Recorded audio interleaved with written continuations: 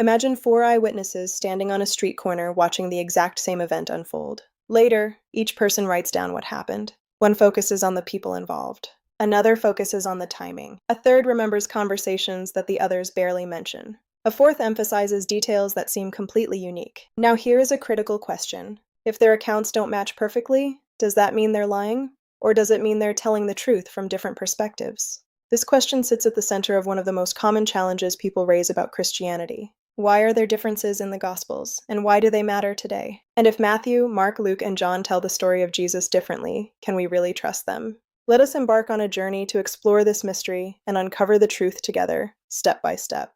The four Gospels are the foundation of the Christian story, solid and enduring. Matthew, Mark, Luke, and John all tell the life, teachings, death, and resurrection of Jesus. But anyone who reads them carefully quickly notices something. The details aren't always identical. One gospel includes stories another leaves out. Some events appear in different orders. The wording of Jesus' teaching sometimes varies. Even the resurrection accounts contain details that don't line up perfectly. For some people, these differences strengthen their faith. For others, they create serious doubts. Were the gospel writers confused? Did they contradict one another, or is something deeper happening? To answer that, we need to understand what the Gospels actually are, and what they were never intended to be. The first thing to recognize is that the Gospels are not modern biographies. Today, we expect biographies to follow a strict chronological timeline and record events with precise detail. Ancient writers often had different goals. The Gospel authors weren't simply documenting history like modern journalists.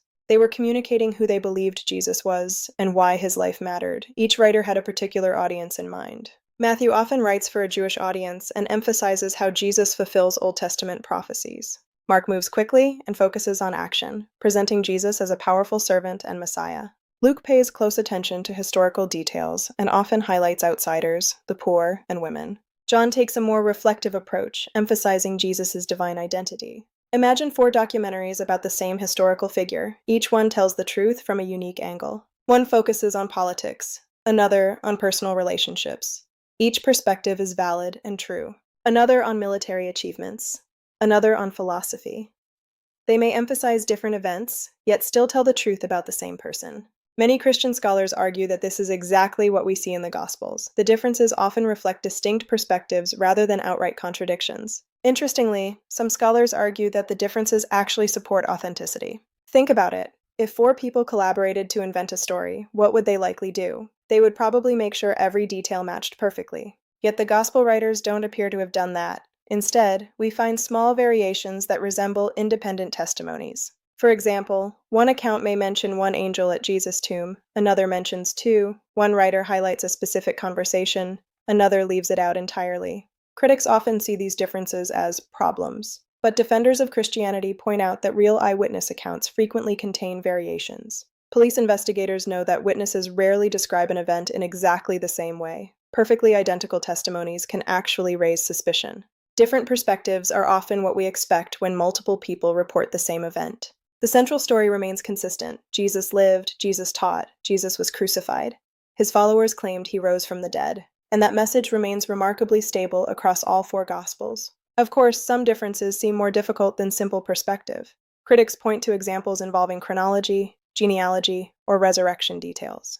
These questions deserve honest attention. Some Christians spend considerable effort trying to harmonize every detail. They argue that apparent contradictions can be explained when all the accounts are considered together. Others take a slightly different approach. They acknowledge that the Gospel writers may have arranged material differently to emphasize theological themes. In this view, exact chronology was not always the primary concern. The goal was to communicate meaning. For example, if a teacher tells the same story in different settings, they might emphasize different parts depending on the audience. The core truth remains the same, even if the presentation changes. Not everyone finds these explanations convincing. Some scholars believe certain gospel differences represent genuine historical tensions. Others believe those tensions are minor, compared to the overwhelming agreement on the major events of Jesus' life. This debate has continued for centuries and remains one of the most fascinating discussions in biblical studies. At a deeper level, this conversation raises an important philosophical question. What kind of certainty are we expecting? Many people assume that if a document contains any discrepancy, it becomes completely unreliable. But we don't apply that standard to most historical sources. Ancient history is often reconstructed from documents that contain differences, gaps, and uncertainties. Historians typically look for patterns of agreement, multiple sources, and overall credibility. The Gospels are no exception. The question isn't simply whether every detail is identical. The question is whether the documents provide trustworthy testimony about Jesus. Reasonable people arrive at different conclusions. Some see the differences as evidence against reliability. Others see them as evidence that the accounts are independent and authentic. Either way, the discussion pushes us to think carefully about how truth, memory, and history actually work. Perhaps the most surprising thing about the Gospels is that the early Christians preserved all four accounts instead of choosing just one. If the goal had been to eliminate tension, they could have merged everything into a single polished narrative. Instead, they kept four distinct voices, four perspectives, four portraits of Jesus. It's almost as if the early church believed that no single viewpoint could fully capture who Jesus was. The differences may not simply be obstacles to overcome. They may invite us to slow down, compare, reflect, and engage more deeply with the text. Maybe the question isn't only, why are the Gospels different? Maybe the bigger question is, what do those differences reveal about the people who encountered Jesus, and about Jesus himself? Now I'd love to hear your thoughts. Do the differences in the Gospels strengthen your confidence in their authenticity? Or do they raise difficult questions for you? Share your perspective in the comments below. Let's have a thoughtful and respectful discussion, and if you enjoy exploring challenging questions about God, faith, the Bible, doubt, and Christianity, make sure to subscribe to Sacred Questions and turn on notifications so you don't miss future videos. Thanks for watching, and remember, some of the deepest questions don't weaken faith. They help us understand it more deeply.